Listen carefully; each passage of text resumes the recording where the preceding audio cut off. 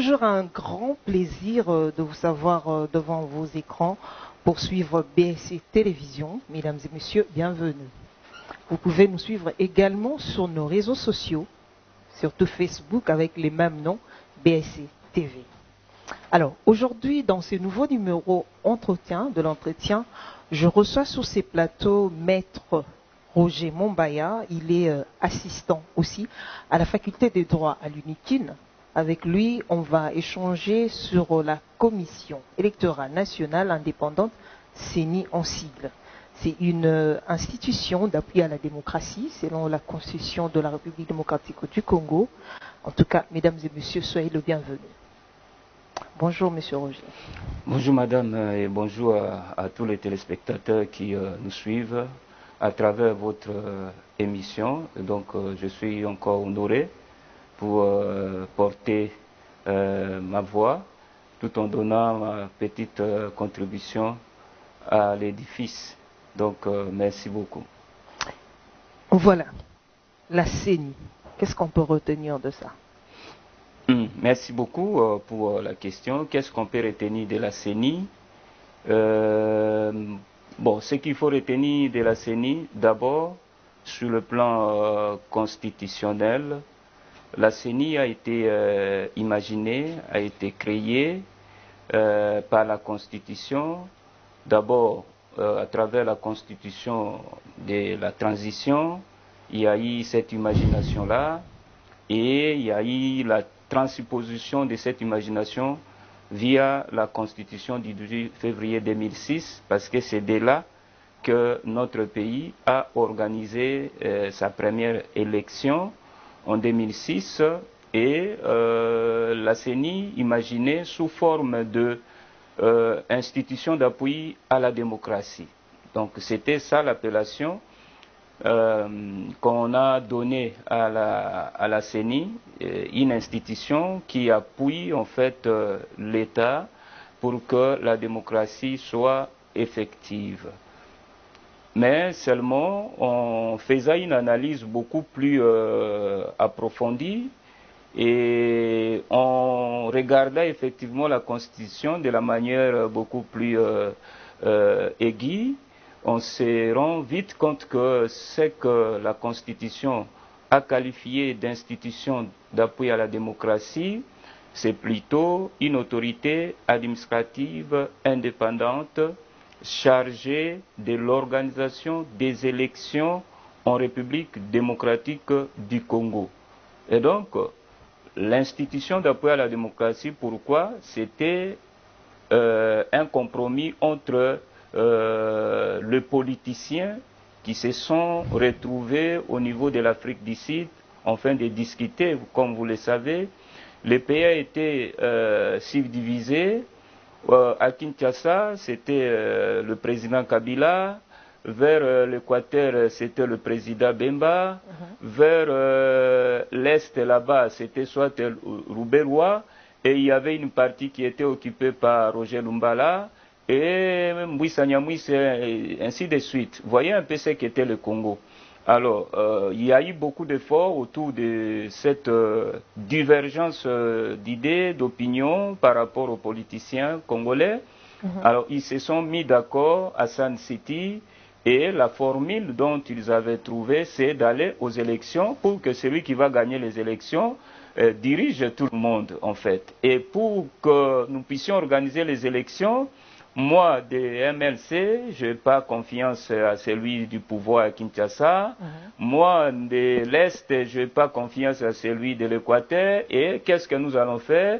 Il faut trouver un organe un peu indépendant. Voilà pourquoi on a créé les cadres. Voilà pourquoi on a créé ces cadres-là, pour que, au moins, avec cet organe indépendant qu'ils ont qualifié comme institution d'appui à la démocratie, on peut avoir de confiance parce qu'on va placer quelqu'un qui peut être neutre d'après leur calcul. Donc on mettra quelqu'un de neutre comme président de la CENI et nous, les politiciens, nous allons mettre chacun des 3, 4 membres, ainsi de suite. Et c'est avec ça que nous allons organiser les élections. C'est comme ça que la CENI a été créée. Mais lorsque nous, les techniciens, sur le plan juridique, avec une lunette beaucoup plus aiguë, nous avons analysé ce qu'on a appelé institution d'appui à la démocratie. Nous nous sommes rendus compte que c'est plutôt une autorité administrative indépendante. Et donc la CENI est à ce jour une autorité administrative indépendante au même titre que les CESAC, au même titre que le Conseil national, le Conseil national des suivis de l'accord, au même titre que la Commission nationale des droits de l'homme et d'autres institutions d'appui qui ne sont pas créées directement par la Constitution, mais qui sont créées par les différentes lois organiques, parce que la Constitution a laissé une branche en disant la loi peut créer d'autres institutions d'appui à la démocratie. C'est comme ça que nous avons aujourd'hui ces institutions d'appui à la démocratie, mais dont, à travers l'analyse que nous avons menée, ce sont plutôt des autorités administratives indépendantes, chacun s'occupant de son secteur d'activité. Peut-être que lorsque vous allez poser la question, nous allons essayer d'expliciter les mobiles, parce qu'il y avait un doute sérieux entre le politicien et un doute sérieux sur les populations de manière beaucoup plus générale, ou la population, dans le cas du Congo, qui n'avait plus confiance aux politiciens. Alors, pour que nous puissions avoir un président pour gagner encore élu, la confiance, pour gagner la confiance, il faut nous doter d'un organe indépendant. Et voilà un cadre. Et voilà. Aujourd'hui, on a la CENI. Voilà. Quand est-ce qu'on peut parler des processus électoraux? Merci beaucoup, Madame la journaliste, pour cette question. Quand est-ce qu'on peut commencer à parler du processus électoral? Le processus électoral, en fait, c'est un long processus. Un très long processus, parce que déjà là, pour parler de ce processus-là, il faut se dire que la CENI est déjà au grand complet. C'est-à-dire, le président, les membres du bureau, tout ce monde-là sont là. Donc, voilà pourquoi, en ce moment-là, on peut imaginer maintenant de parler du processus électoral, parce qu'il y a déjà les organes dirigeants de cette autorité administrative indépendante. Donc, je demande à tout le monde de laisser l'appellation institution d'appui à la démocratie et de s'approprier cette nouvelle appellation qui est reconnue et démontrée et acceptée. Autorité administrative indépendante. Là, vous faites référence à votre thèse. Bien entendu, parce que cela a été évalué par les savants de la République démocratique du Congo. Je pense que vous étiez là. Vous avez vu que toutes les têtes pensantes étaient là. Ils ont évalué et voilà, on a eu ce que nous avons eu là.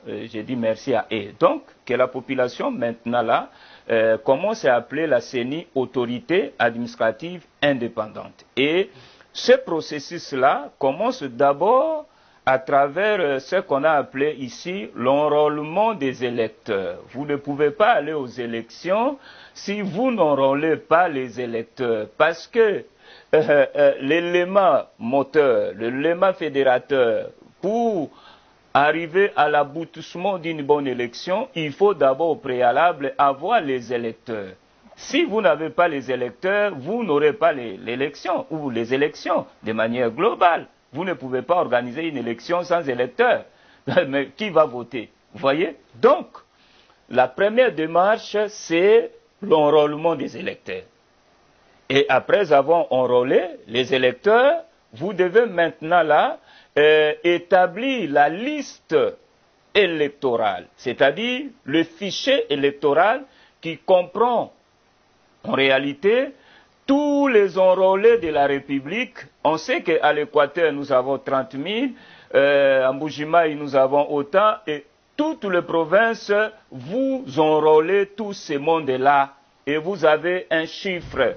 Vous voyez? Et à travers ces chiffres-là, les techniciens de la CENI, avec le président, l'organe technique et tout ça, peut maintenant se faire une idée, maintenant que nous savons que à travers... C'est ça qu'on appelle la révision du fichier électoral. Oui, la révision du fichier électoral, c'est important, parce que, mais ça, c'est le fichier électoral lui-même d'abord, qui est élaboré après avoir enrôlé les électeurs. Donc, il faut maintenant établir ce fichier électoral-là, il faut l'établir. Il faut que nous ayons un fichier électoral qui retrace le nombre de tous les électeurs. Et après, on révise ce fichier électoral parce que après un moment donné, vous allez vous rendre compte qu'il y a eu beaucoup de naissances. Les gens qui avaient 16 ans, 17 ans ont atteint l'âge requis. Et puis des décès. Oui, et puis il y a des décès, il y a des disparitions, tout ça, tout ce monde-là. C'est comme ça qu'il y a...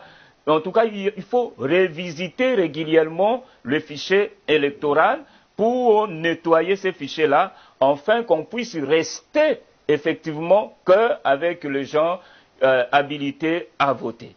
Donc voilà, c'est comme ça. Et après ça, c'est pas tout, parce que vous enrôlez, vous établissez le fichier électoral, c'est-à-dire la liste, et vous devez maintenant faire appel aux candidats, c'est-à-dire il faut une liste des candidats qui seront candidats aux différentes élections présidentielles, législatives ou législatives provinciales également, municipales, etc., etc. Mais là, il y a aussi un autre problème parce que chez nous, depuis 2006, nous n'avons pas organisé les élections locales. Les bourgmestres ne sont pas votés, les chefs de secteur moins encore, le maire de la ville ne sont pas votés, alors que à l'heure où nous sommes dans une période de la décentralisation. Donc, quand vous prenez une commune, vous prenez un secteur, vous prenez une chefferie, vous prenez une ville en dehors de la ville de Kinshasa, ce sont des entités territoriales décentralisées. Dans leur tête, à la tête de chaque entité territoriale décentralisée, il faut trouver un élu et non un nommé. Vous voyez un peu, c'est ça la décentralisation. Mais bon, chez nous, les politiciens ont préféré commencer par l'élection présidentielle, en nous promettant qu'ils vont organiser l'élection. Or, tous les plans, c'est important. Non, oui, tous les plans, c'est vraiment important de commencer au niveau de la base. On peut même commencer nos élections de 2023 par l'élection des bourgmestres, des chefs de secteur, des chefs de chefferie et de différents maires de nos villes, en dehors de la ville de Kinshasa. Et là, je fais également une précision, c'est-à-dire que dans la chefferie, le chef de chefferie est choisi parmi les chefs coutumiers. Et il est coopté parmi les chefs coutumiers pour devenir chef de chefferie. Parce que dans une chefferie, c'est vraiment une affaire des chefs coutumiers. Donc, il faut maintenant avoir les candidats. Et après avoir les candidats, c'est-à-dire l'appel aux candidatures, vous établissez aussi la liste des candidats.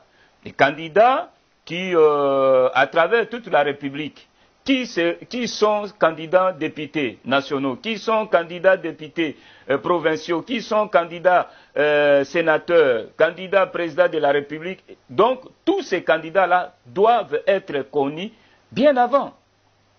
Bien avant.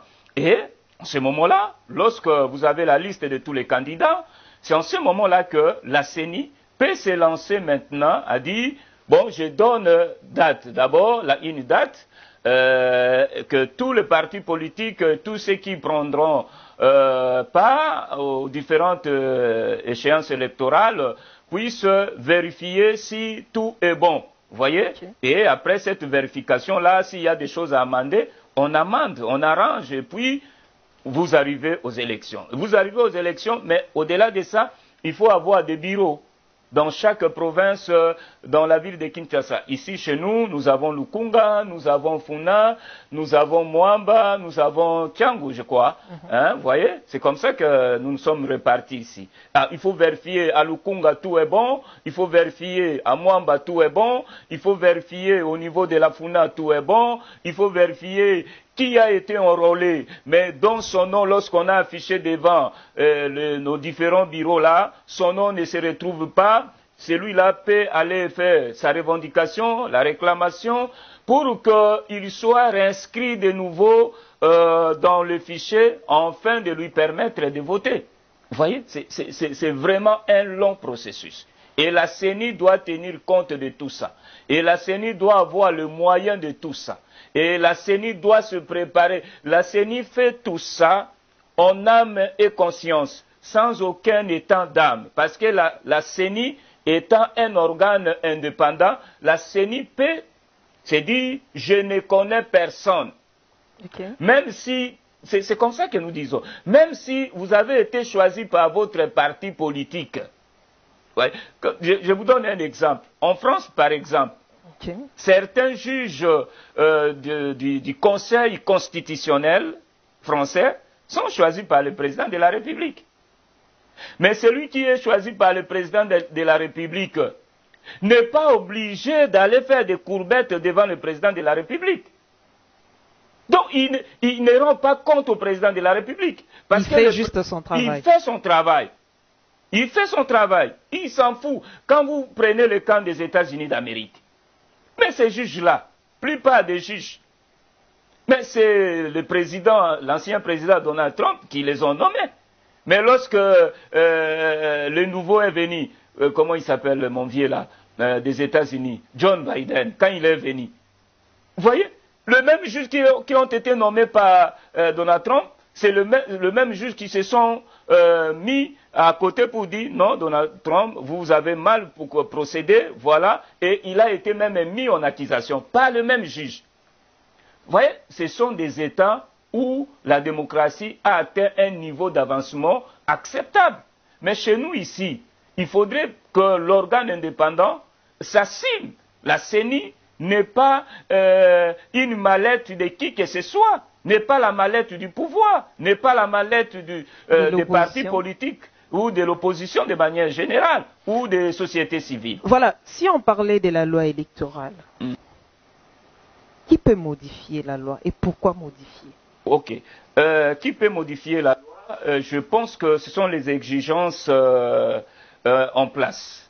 On trouve que la loi telle que nous l'avons maintenant ne répond pas, aux besoins qui se présentent, parce que la loi a été créée il y a une année, il y a 2 ans. Vous savez que la durée pour nous ici c'est 5 ans. C'est aussi ça un autre problème. Vous donnez à un président de la République 5 ans. Pendant cet temps-là, il se passe beaucoup de choses avancent. Voilà pourquoi, sous d'autres cieux, il y a toujours cette possibilité-là de pouvoir revisiter régulièrement, de faire la part des choses. Et d'autres pays ont accepté de donner le président de la République 4 ans. Pourquoi pas le Congo? Parce que dans l'espace de 5 ans, beaucoup de choses peuvent se passer. Et en se passant comme ça, on s'est dit, mais ça, c'était pour le passé. Mais aujourd'hui, nous avons une nouvelle donnée. Nous avons de nouvelles données qui ne nous permettent pas d'organiser les élections dans ces conditions-là. Alors, qu'est-ce qu'il faut faire? Nous devons revisiter la loi électorale. Parce que c'est l'organe technique qui vous donne... C'est une obligation. En tout cas, c'est une obligation. Ça doit être une obligation parce que... C'est-à-dire que quand on dit que c'est vraiment un organe technique, c'est un organe technique. Il n'y a pas mieux que cet organe-là. Vous devez l'écouter. Vous devez le suivre. Vous ne pouvez pas le malmener comme un petit bébé. Mais vous, au contraire, c'est ça le mal chez nous. Vous avez des conseillers, mais vous n'écoutez jamais les conseillers. Vous ne suivez pas les conseils des conseillers. Mais vous allez gérer comment? C'est comme la CENI. La CENI est un conseiller de la République dans le secteur électoral. C'est-à-dire que l'élection ne peut pas s'organiser si la CENI ne donne pas son avis. Et il faut l'écouter. Et c'est la CENI qui a les monopoles. La CENI a le monopole parce que c'est elle, l'organe indépendant. C'est comme ça que nous l'avons qualifiée d'autorité administrative indépendante. La CENI ne dépend ni du gouvernement. Mais quand c'est le gouvernement qui doit donner l'argent? Mais c'est ça le vrai problème. C'est ça le vrai problème.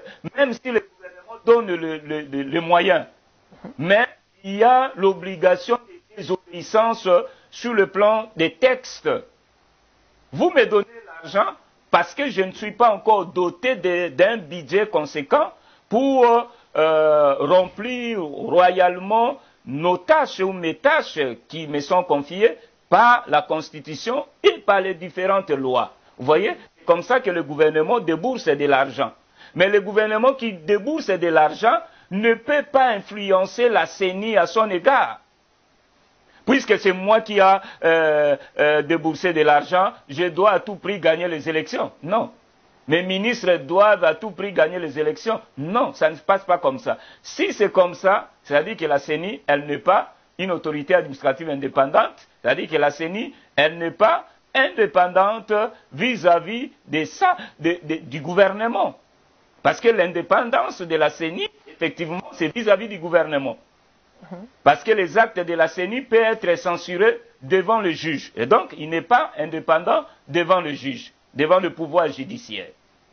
Vous voyez? Mais devant le gouvernement, textuellement, sur le plan légal, sur le plan constitutionnel, la CENI est indépendante vis-à-vis du gouvernement. Et donc, le problème de l'argent, là aussi, nous avons proposé. Il faut que la CENI puisse avoir un budget conséquent, que lui-même, qu'elle-même gère, sans pour autant attendre du président ou du gouvernement ou des autorités de la République. Les ministres des Finances. Vous avez suivi les débats qu'il y a ici chez nous. Le ministre des Finances qui dit « Oh, nous avons donné l'argent ».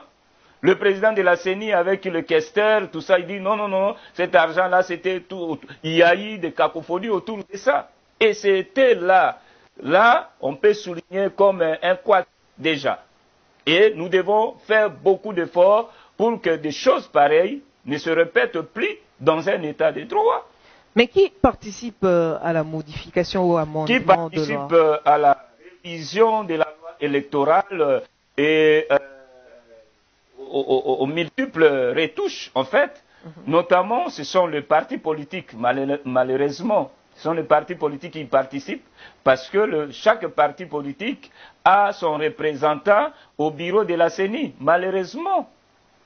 Le gouvernement qui a aussi des représentants parce que sa pondération est beaucoup plus élevée, la partie, le gouvernement, s'il y a 7 membres, le gouvernement à lui seul a 3 membres. Et les partis politiques se partagent les 4.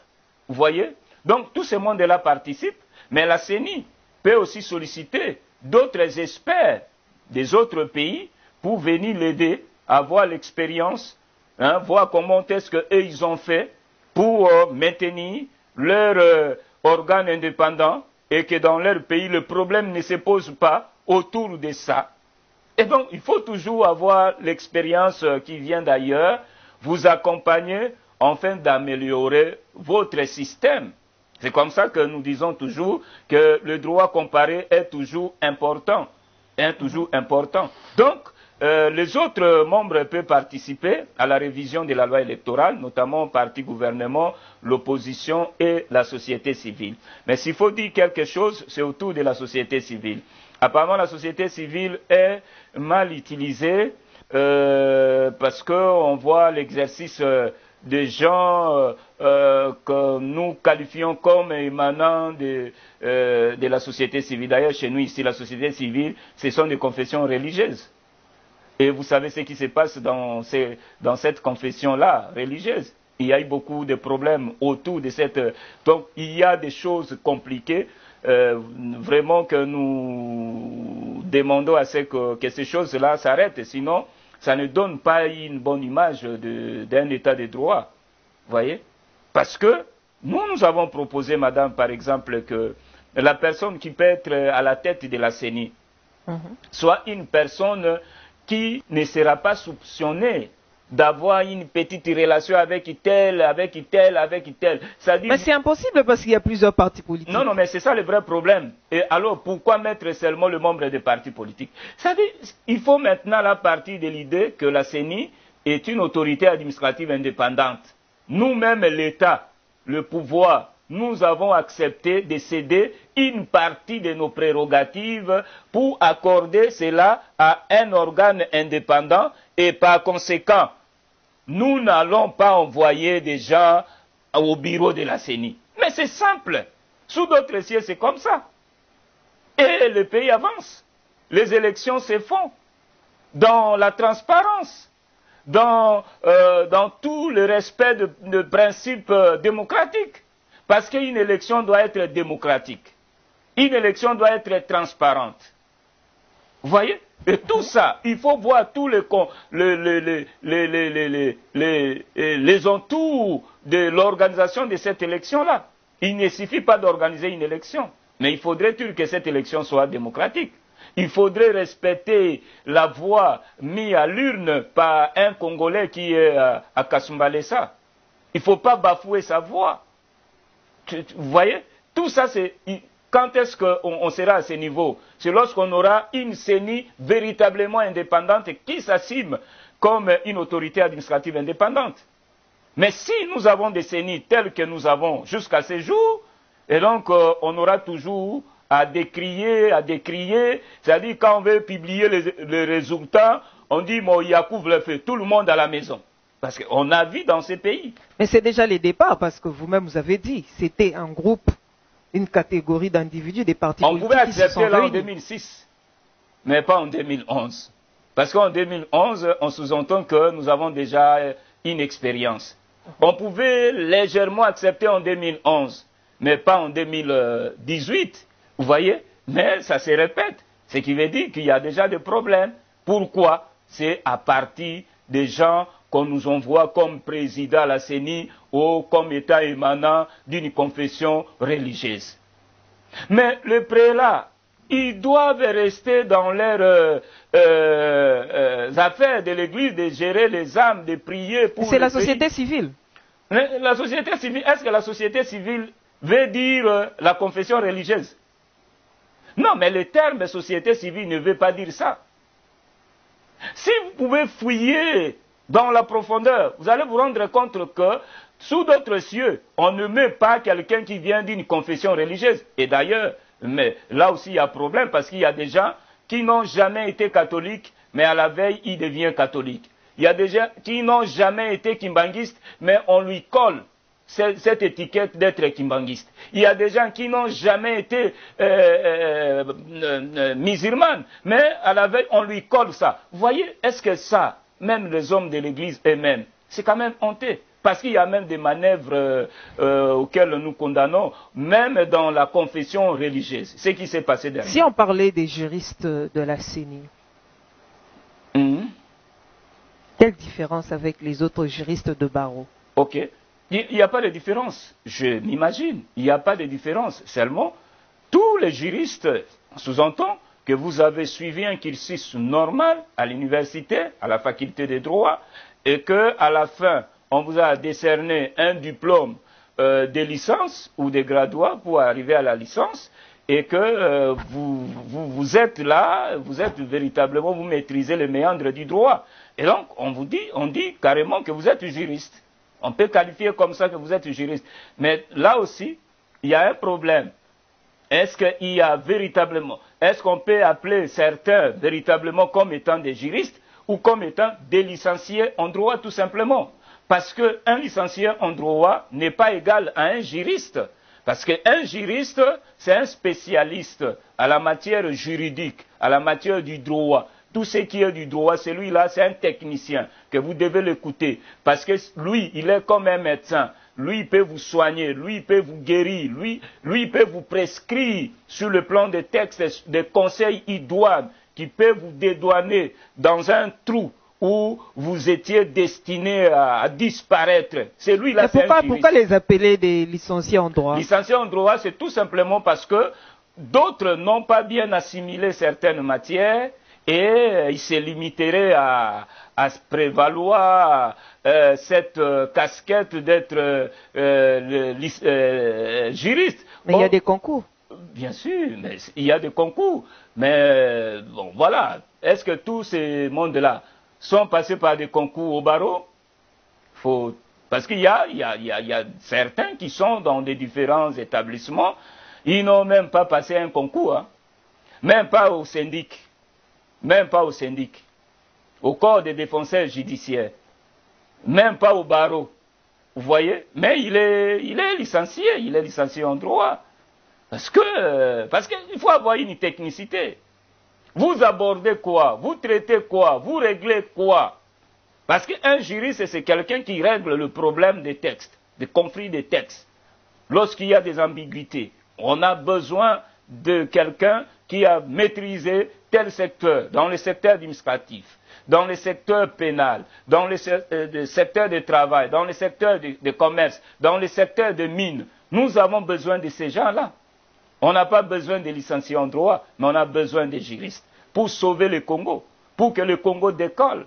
On n'a pas besoin d'avoir beaucoup de diplômés de licences en droit, mais on a besoin d'avoir beaucoup de juristes, c'est-à-dire les gens aguerris et qui respectent leur profession.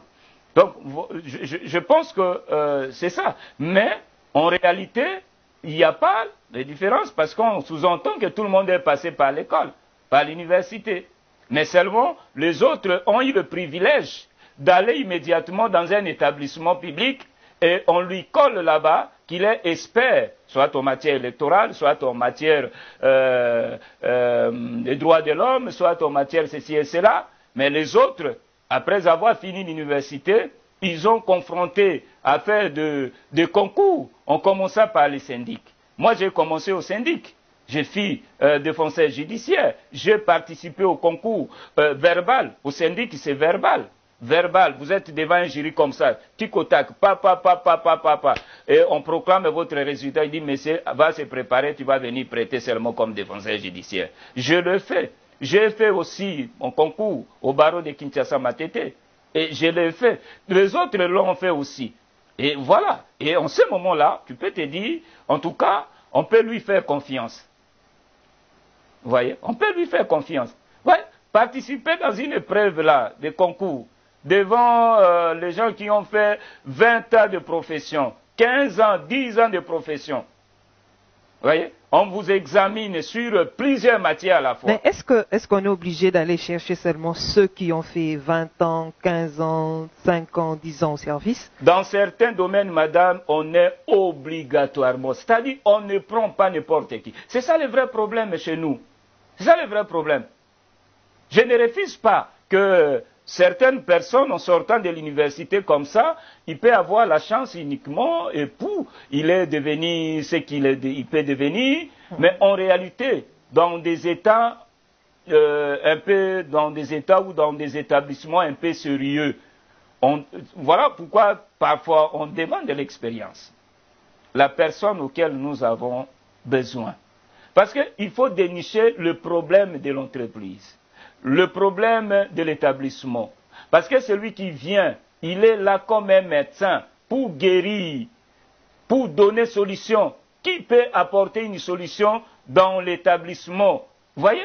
Donc ces gens-là, ce sont ces gens-là qu'on a besoin. On n'a pas besoin des gens tout simplement parce que, bon voilà, il a eu beaucoup de tout ça et pour avoir l'argent. Non. Donc leur travail, exactement c'est quoi? Leur travail exactement c'est de vérifier. De vérifier les textes, les différents textes au niveau de la CENI, dans la rédaction même de la loi électorale, parce qu'en principe, je me dis qu'ils doivent être le premier consultant du bureau de la CENI pour donner de la technicité par rapport à la légistique, la manière de rédiger un texte juridique. Parce que la CENI, c'est elle qui fait tout. La CENI fait des règlements. La CENI prend des décisions parfois unilatérales. Vous voyez? Donc la CENI fait des actes unilatéraux. La CENI fait des règlements administratifs. Parce que la CENI procède aux nominations des différents membres. La CENI prend la décision d'établir un fichier électoral pour l'ensemble de l'étendue de la République. Et c'est ce fichier-là qui doit être respecté par le président de la République jusqu'au huissier. Et ça, c'est un règlement. La CENI prend des mesures d'application. Et il ne faut pas laisser une telle institution comme ça. Il faut les doter de personnes outillées, de techniciens, de tous bords d'ailleurs, de tous bords.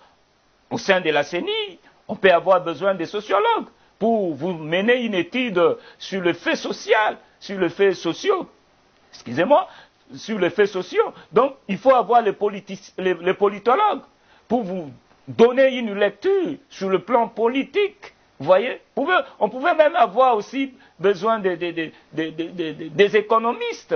Vous voyez, chacun dans son secteur. Parce que pour calculer le budget de l'État, le BIP, tout ça, c'est pas mon travail à moi, les juristes, hein, c'est de l'économiste. Donc, ces juristes qui sont à la CENI, je crois qu'on les utilise pour ces genres de travail beaucoup plus fignolés pour qu'on n'ait pas trop de problèmes. Mais le vrai problème, c'est est-ce qu'on les laisse l'État?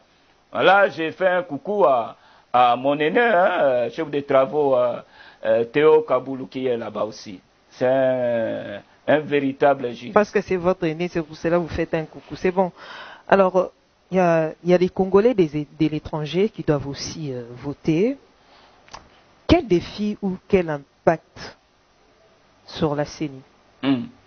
C'est très important cette question, parce que chez nous, depuis 2006, 2011, jusqu'en 2018 ici, apparemment, cette frange de la communauté congolaise qui se trouve partout ailleurs n'ont pas pu participer à l'élection, parce qu'ils sont des Congolais. Certains ont quitté le Congo suite aux difficultés, suite aux problèmes, pour aller se chercher, mais leur cœur, c'est ici au Congo. Vous ne pouvez pas les empêcher de voter. Vous avez suivi les élections aux États-Unis d'Amérique. Vous avez suivi les élections en France, où les Français qui se trouvaient au Kiba ont voté. Les Français qui se trouvaient partout là, les Américains ont voté de là où ils se sont trouvés pour élire leur président, pour élire leur sénateur, pour élire leurs représentants qu'on appelle chez nous ici les députés. Vous voyez? Mais chez nous, ça doit se faire.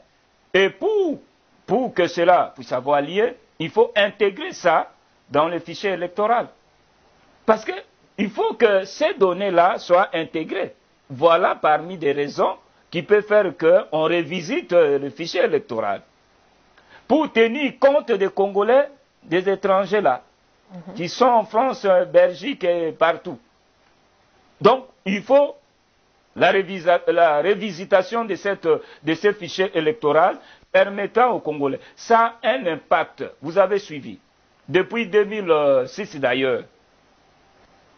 Depuis 2006, nous avons suivi à travers les images que le président Kabila, à son époque, a été à un certain moment hué par certains Congolais parce que pour eux, ils estimaient que ce n'est pas lui qui devrait être le président parce qu'eux, ils ne l'ont pas voté.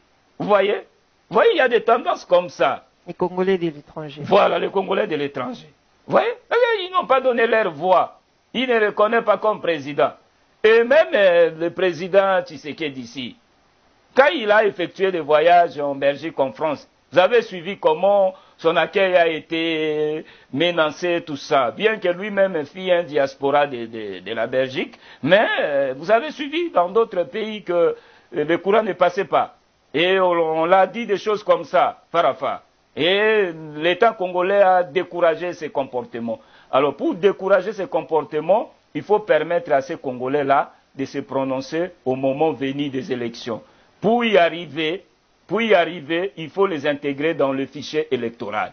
Certains dirigeants s'organisent après avoir fait des sondages, lorsqu'ils se rendent compte que les Congolais de l'étranger sont de l'obédience telle et que s'ils donnaient leur voix là, en tout cas ici sur le plan national, je peux battre, mais leur voix risque de me menacer. Voyez?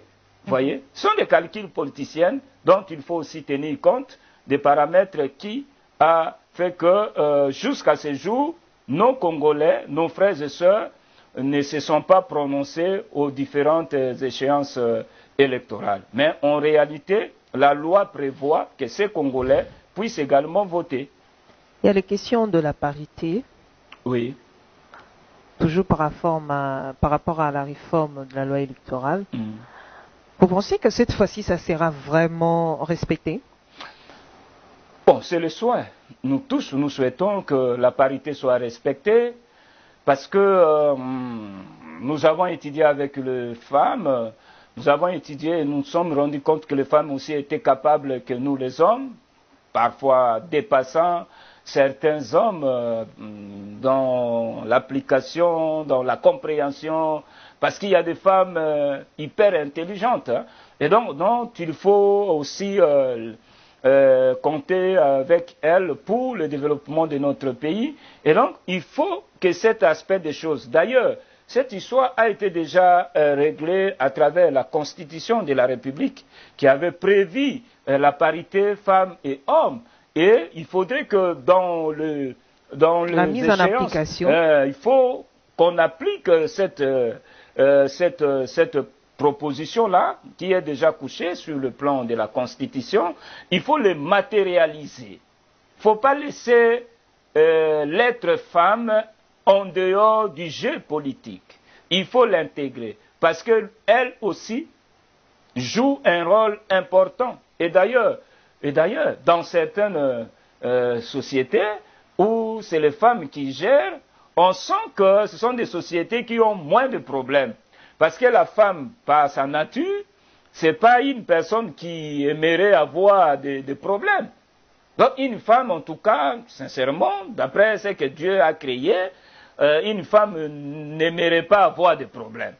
Et elle va se garder, se protéger, s'entourer pour qu'elle fasse rien que son travail et bénéficier du fruit de son travail. À quoi de plus normal que de tenir compte d'une telle personne pour donner son expertise en fait d'avancer le pays. Tout ce que nous pouvons demander, c'est que les efforts que les uns et les autres vont conjuguer soient dans le sens d'amener le Congo au plus haut niveau. Voyez, si c'est une femme qui mérite cette place, mais donnez-la. Espérons que, parce que nous chutons déjà, nous terminons par là, si une femme dirigeait la CENI, sûrement il y aura moins de problèmes. En tout cas, c'est mon souhait en fait. Vous avez dit CENI, moi j'ai dit, si on peut avoir une femme présidente de la République, je serai content. Je serai content pour cette femme-là. Parce que je pense qu'avec le cœur d'une femme, elle pourra, n'est-ce pas, se surpasser au-delà des considérations politiques. Parce que le vrai problème au Congo, ce sont des considérations politiques. Et ces considérations politiques ont mis ces pays tels que nous sommes aujourd'hui. Vous avez un pays où vous n'avez pas de l'électricité. Vous avez un pays où vous n'avez pas de l'eau potable. Vous avez un pays où vous n'avez pas de routes. Vous avez un pays où vous avez un problème de transport. En termes d'embouteillage. En termes de manque de transport. Vous voyez, c'est ces pays-là que tout le monde veut devenir président. C'est ces pays-là que tout le monde veut devenir député, sénateur, etc., ministre. C'est ces pays-là.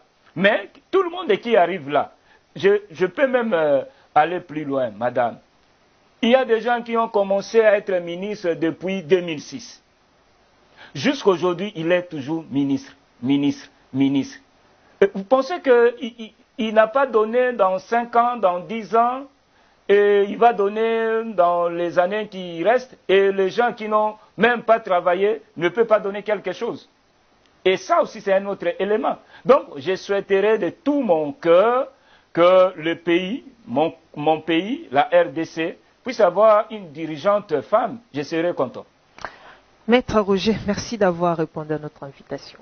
C'est à moi de vous remercier, madame. Je suis très heureux et je demande à tout le monde de suivre votre chaîne et votre émission aussi. Merci. Voilà, chers téléspectateurs, c'est ici que nous bouclons l'émission d'aujourd'hui. On s'est fixé au rendez-vous pour les nouveaux numéros. Au revoir.